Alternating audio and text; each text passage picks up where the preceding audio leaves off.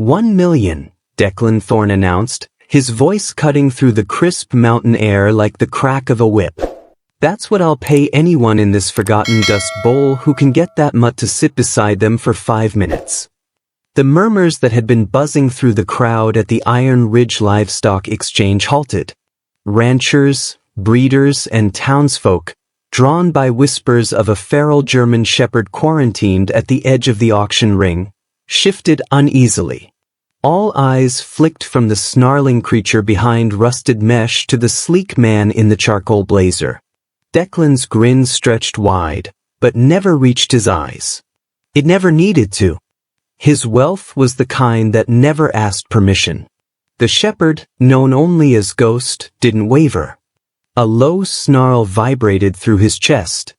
His fur was crusted with old scars and drying mud, muscle coiled tight beneath his matted coat. He pressed against the kennel gate, not in fear, but in defiance. His eyes gleamed not with panic, but with something ancient. Something akin to betrayal. Declan chuckled, seeing the auctioneer hesitate. "Go on," he barked into the mic louder now. "Bring out your prize. Let's see what loyalty looks like when it's got no leash and no stake." Two ranch hands, veterans in the ring, men who had grappled stallions and penned longhorns, looked at each other warily. Still, they moved forward, armed with padded gloves and long control poles. The gate creaked open. Ghost surged forward, the rope tied to a deep-set anchor the only thing holding him. Dust burst beneath his paws as he snapped and twisted, drawing gasps and recoiling steps from the onlookers. Not a single soul dared approach, not the handlers, not the supposed trainers scattered across the bleachers who had come to impress Thorne for a contract. And in the swirl of it all, unnoticed by most, stood a girl no one expected. 12-year-old Willow Hayes clutched an old harmonica deep in the pocket of her windbreaker, her fingers twitching against its cool surface. She didn't belong there. And she knew it. Her grandmother, Ruth Hayes, had only brought her because she couldn't leave her at home after school. Ruth had complained about the dust, the noise, and the spectacle. But the moment Willow saw Ghost, she couldn't look away. That dog, pacing like a trapped thing, was something more than just scared or angry. He was hollowed. He was haunted. "You hear that, girl?" someone jeered from behind. $1 million just to sit by that devil dog. You could retire before you hit puberty. Willow didn't answer. She was already moving. Her sneakers barely made a sound as they touched the gravel. The murmurs of the crowd sharpened. Ruth called after her, voice trembling, but Willow didn't look back. Thorne raised an eyebrow. "A child?" he said into the mic, half laughing. "I expected at least a grown man to humiliate himself first." Willow said nothing. She reached into her pocket and drew out the harmonica. Its metal edges dulled with age. The faint initials each carved into its side, her mother's. She raised it to her lips and began to play. It wasn't a song, exactly. Not one anyone would recognize. Just a string of notes, low, soft, broken, but undeniable. They floated just above the wind. Not loud enough to echo, but just loud enough to matter. Ghost froze. The change wasn't immediate, but it was real.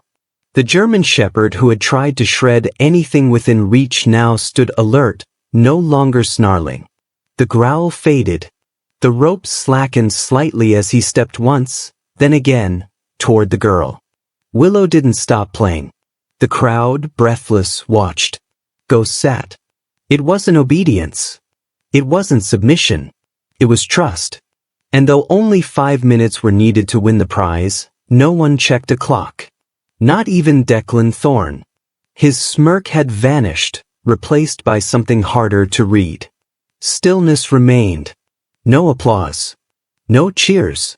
Even the auctioneer, who could usually whip a crowd into a frenzy, stood mute. Ghost sat beside Willow like he had been waiting for her. When the harmonica fell silent, the quiet that followed was deafening. Declan turned and walked away without a word. Willow reached down and touched Ghost's collar. He rose, not as a dog conquered, but as one who had chosen his person.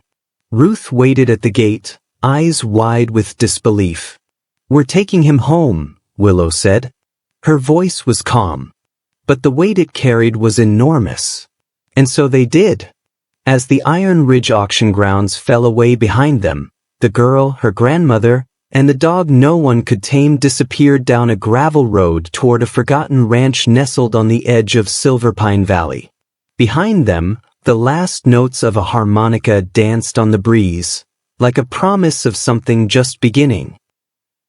"He doesn't walk," Willow whispered the next morning, breath fogging the kitchen window. "He glides." Ruth glanced up from her steaming cup of barley coffee, setting it gently on the counter beside her. Willow had been standing there for nearly an hour, barefoot on the linoleum floor, staring out at the frost-laced pasture. Dawn spilled slow golden light across the fields, turning every blade of frozen grass into silver thread. Out along the fence line moved Ghost, not a beast, not exactly, but something in between presence and wind. Each step was deliberate. His limbs cut through the chilled air like smoke, his paws seeming never to touch the earth. "He moves like the world bends to him," Willow murmured. Ruth didn't answer. She simply joined the girl at the window, arms crossed gently, eyes narrowing with quiet understanding. It was that afternoon, crouched beside the thicket near the edge of their land, that Willow gave the German shepherd his name. "Ghost," she said softly, "because you move like one. And your eyes, they don't look at people. They look through them, like they're already gone." He didn't react. Not with a bark. Not with a wag. But he paused in his pacing, his pale eyes drifting to hers for a moment longer than necessary. Then slowly, deliberately he blinked. That was enough. Bringing him home hadn't transformed him. Not immediately. Ghost still refused to enter the house. He ignored food placed in bowls. He flinched at metallic clinks. A slammed screen door could send him into a low crouch so tight he nearly vanished into the grass. And if anyone reached for a leash, or even a belt, his entire body tensed in trembling silence. But the explosion never came. Not with Willow. He never snarled at her. Never lunged. He just watched. And sometimes, by sunset, he'd curl near her at a distance, close enough to mean something. Ruth never forced anything. She didn't demand progress. She simply helped where she could, ordered feed, fixed the barn roof, mended what could be mended. But when it came to Ghost, she watched.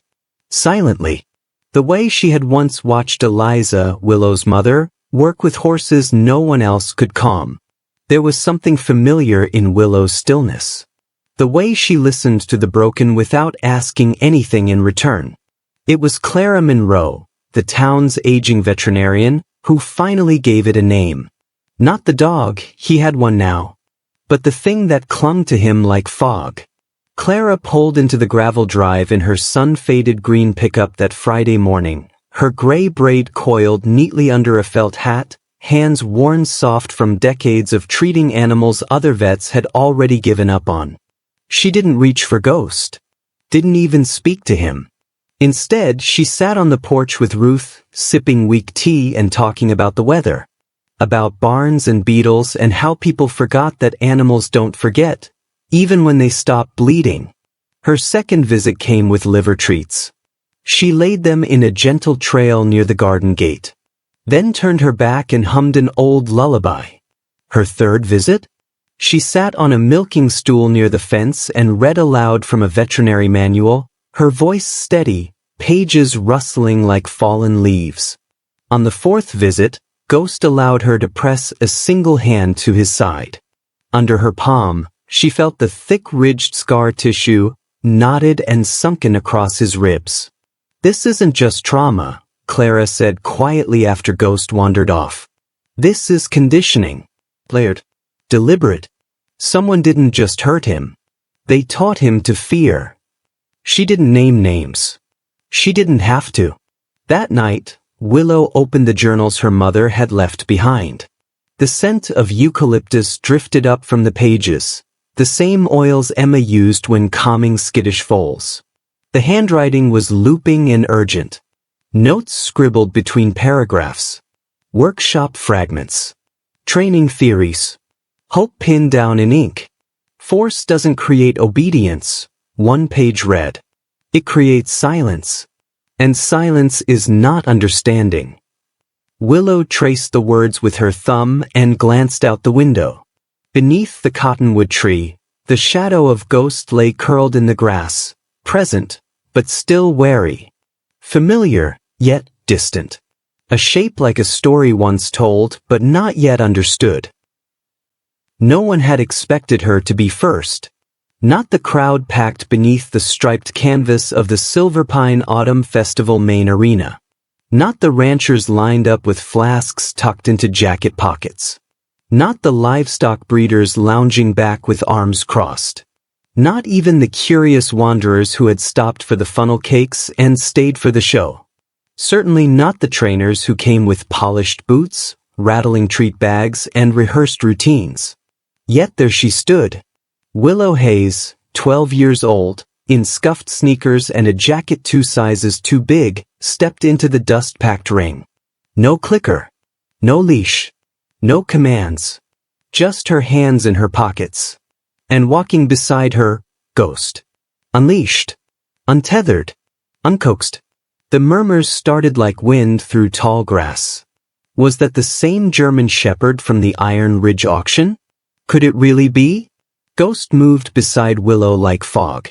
No tension in his limbs, no jerking glances. Just watchfulness. Awareness. His pace matched hers perfectly, not because he was trained to, but because he chose to. She didn't speak. She didn't need to. Ghost stopped when she stopped. Sat when she crouched. And when she raised her hand, not in command, but in invitation, he mirrored her. His front paws lowered, chin brushing the dirt. The bow. A quiet gasp escaped the crowd. Someone chuckled in disbelief. But most just watched, silent, spellbound. This wasn't performance. This wasn't obedience. It was something older. Wiser. Connection.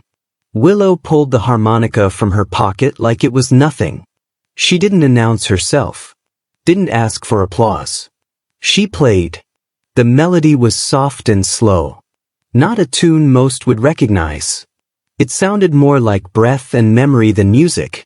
Like something whispered through leaves. Ghost stood alone in the center of the ring and listened. His ears flicked forward. His tail lay still. His eyes, pale and unreadable, found hers. Then slowly he lay down. Not because he was told. Because he wanted to. The crowd didn't erupt.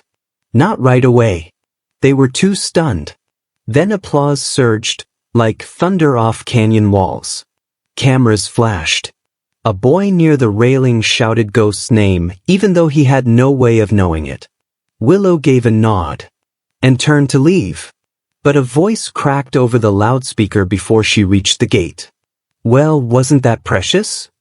It dripped with sarcasm, poorly disguised by static.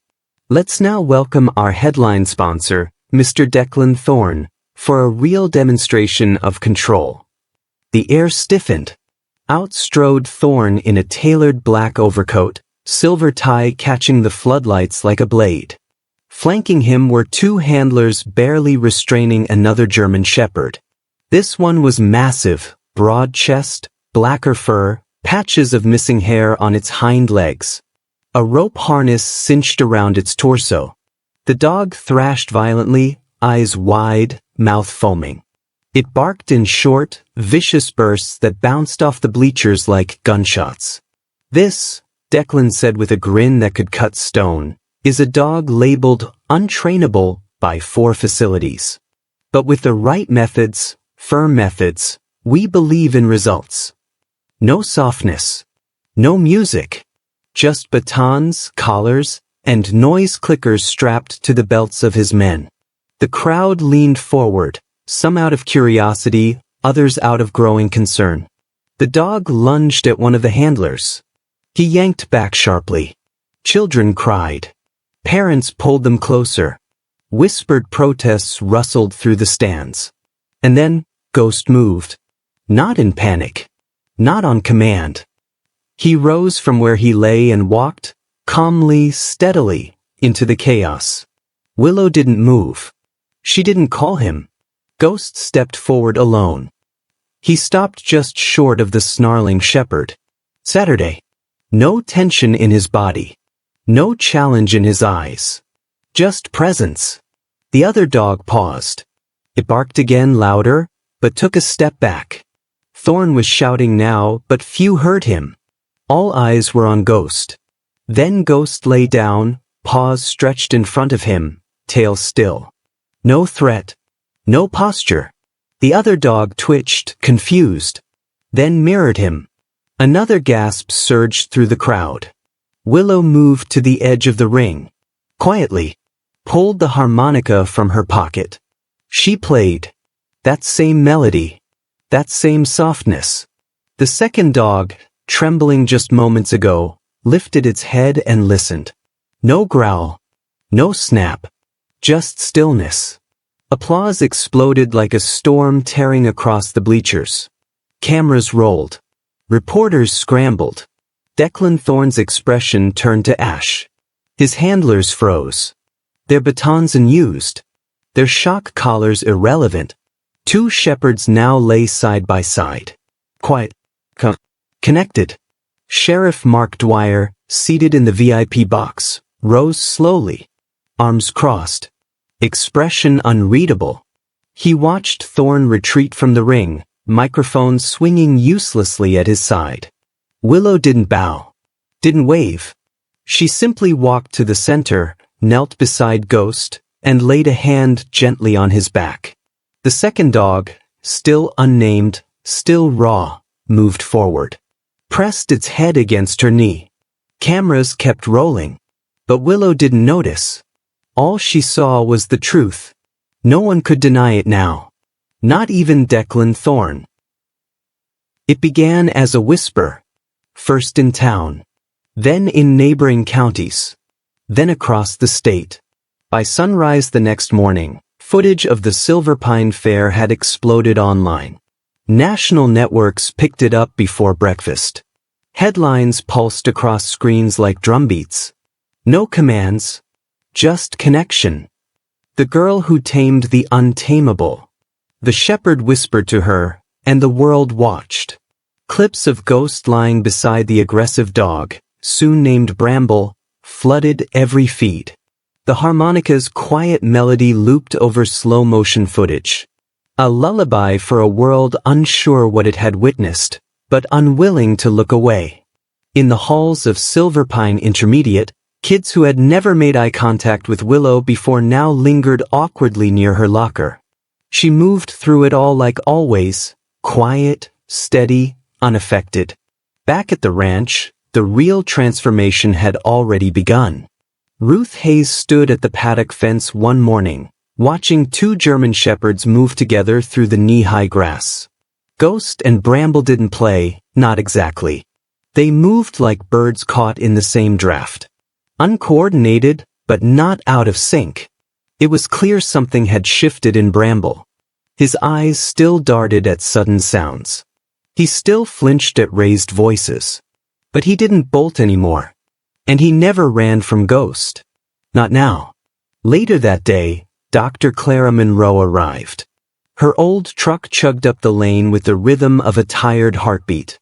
She stepped out carefully, her stiff knees clicking with each move. In one hand was her leather vet bag. In the other, a parcel wrapped in checkered cloth and tied with string. "I brought more than vaccines today," Clara said, walking up beside Ruth. She nodded toward the two dogs in the field. "And the university's calling. Behavioral specialists, canine psychologists, even someone from the federal K-9 division. Seems everyone wants to know how your granddaughter tamed a monster in under 5 minutes." Ruth didn't blink. She just took a long sip of coffee and replied, "She didn't tame him. She listened. That's all." Inside the barn, Willow sat cross-legged on a hay bale, her mother's journal spread open across her knees. The pages were worn soft from touch, corners curled, margins filled with notes. They weren't instructions. They were philosophies. Do no harm. Be the place they run to, not from. Willow reread the same paragraph 3 times before a knock on the barn door drew her out of it. Clara entered, setting the cloth-wrapped bundle beside her. "I think it's time you saw this," she said softly. "It belonged to your mother. I held on to it after the fire, in case one day." Willow untied the knot carefully. Inside the bundle was a harmonica. Older. Heavier. Worn by years of use. Faintly etched on its side were the initials. Eliza Hayes.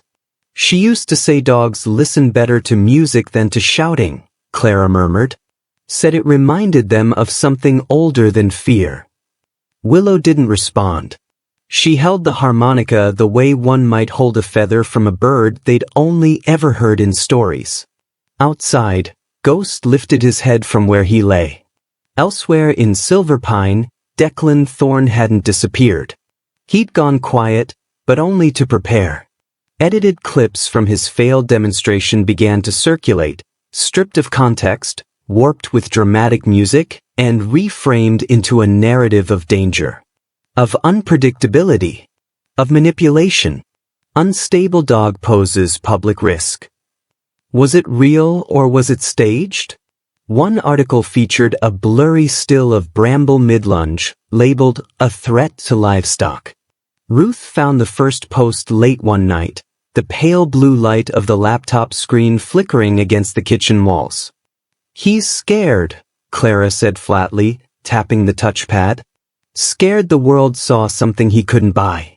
Something he can't replicate." Ruth stirred her tea, voice low. She did in 5 minutes what his whole empire couldn't do in 5 years. Willow sat silent, staring at the wood grain of the table. Then she looked up. Eyes sharp. Steady. "Sure. Then we show them again." The decision wasn't questioned. The days that followed brought more than headlines. They brought dogs.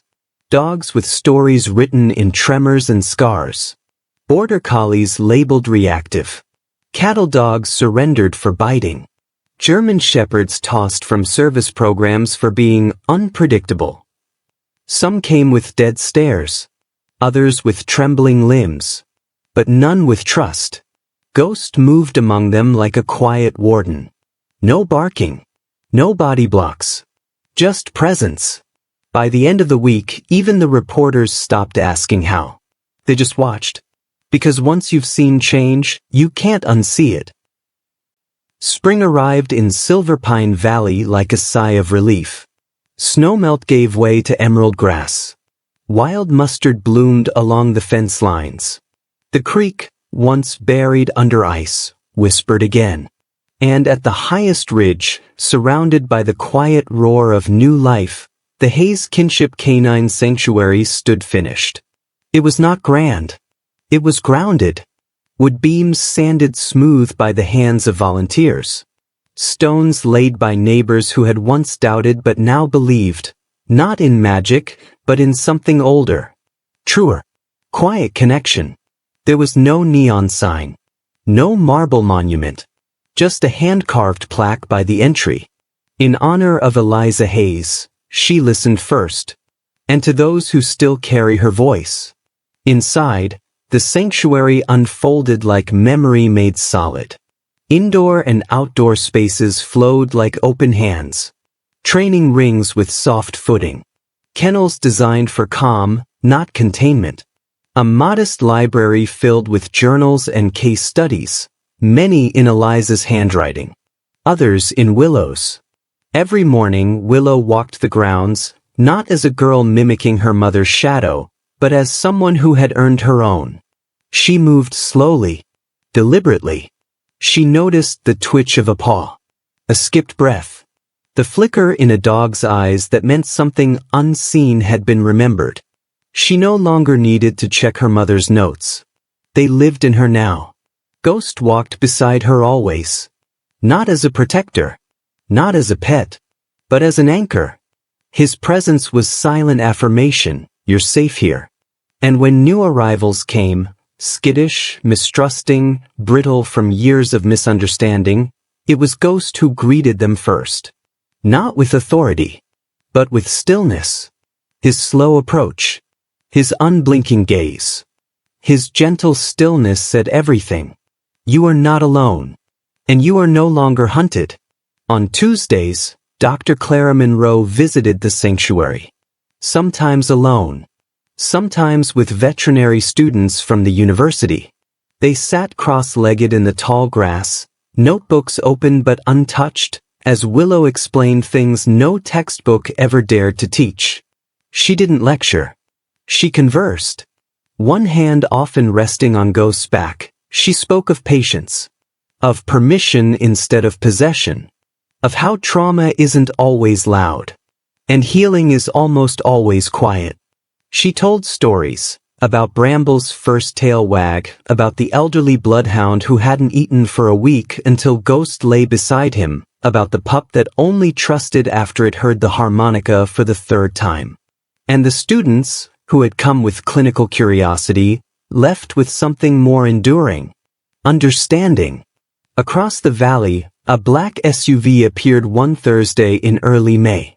It rolled slower than most. No dust cloud. No hurry. Out stepped Caleb Thorne, no longer wearing the smug armor of his father. He held a manila envelope, unsure whether to knock or leave it at the gate. Willow met him halfway down the lane. Ghost flanking her as always. They didn't speak. Caleb simply handed her the envelope and said, "It's from him." He wrote it before the stroke. Said it had to be delivered in person. She opened it that evening in the hayloft of the barn, where her mother once read journals and listened to storms. The letter was written in a shaky hand. Ink fading, but the words still clear. Willow, by the time you read this, you'll have done what I never could, listen. Your mother saw what I was too proud to admit. That obedience isn't control. It's trust. And trust begins not with commands, but with silence. I was afraid. Of change. Of losing relevance. I built a life out of knowing better. And your mother, she just knew right. Tell Ruth I'm sorry. Tell Clara she was right to walk away. And tell Ghost. Thank you. Declan Thorne. Beneath the letter was a deed, transferring ownership of the adjoining ridge to the sanctuary. Acres of untouched meadow. Perfect for freedom. Willow folded the letter, slid it into the drawer beneath her mother's harmonica, and returned to the fence.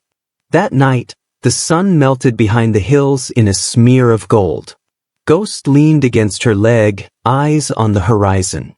Behind them, the lights of the sanctuary glowed softly. Somewhere in the kennel yard, Bramble sighed in his sleep. And Willow, girl, listener, keeper of stories, raised the harmonica to her lips. The melody floated like it had that first day. Not as a performance. As a promise. When she finished, Ghost didn't look at her. He just stayed. And she whispered more to him than the wind. I never made you change. I just stayed long enough to hear what you needed. In the field, the younger dogs chased fireflies and wind. And behind them, the center that listened stood steady, open, and full of light. If this story moved you, don't forget to like, comment, and share it with someone who believes in second chances. And if you believe the world needs more stories like this, subscribe to our channel. Because sometimes all it takes is listening.